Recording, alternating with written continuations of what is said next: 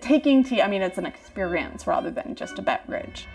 And at Black Creek Pioneer Village, it's quite an experience. Its Mother's Day tea has grown in popularity as moms and their children look for a new twist on afternoon tea. It's a beautiful event, and we're celebrating with mothers and grandmothers and that sort of thing. So to give them this kind of special experience, something that, you know, they get to nibble and chat and enjoy together with their family. So we think that's a very appropriate kind of celebration.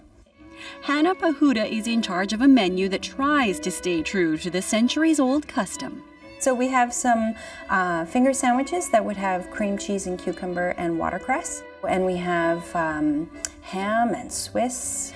And our scones, we have some blueberry scones and cranberry and white chocolate scones. So a little bit of sweet tucked in there.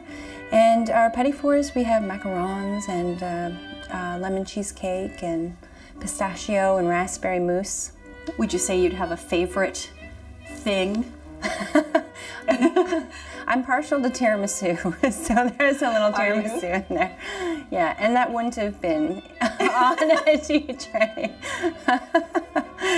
In 1850? No.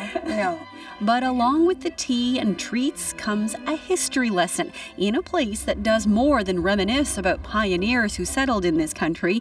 Visitors also get an education about early life in Toronto and the art of taking tea, right down to the proper attire. But at this point, I'm showing off by having this big skirt. It means I'm not doing any menial tasks today. So a farm wife, for instance, wouldn't be wearing her hoop skirt while she's out feeding the pigs. I mean, that would be quite ridiculous. But as a lady in a nice home having my tea today, I would be able to be nicely dressed. If you were receiving visitors for an afternoon tea at your home, what would that be like? So an afternoon tea, that would be an event, right? That would be something I would have sent out invitations to people for. And it could be a small, intimate thing. So I might have 1 or 2 friends coming over and just having an intimate party. But your afternoon tea could be a very large, 200 people might be invited to a party like that. So it would be a grand affair.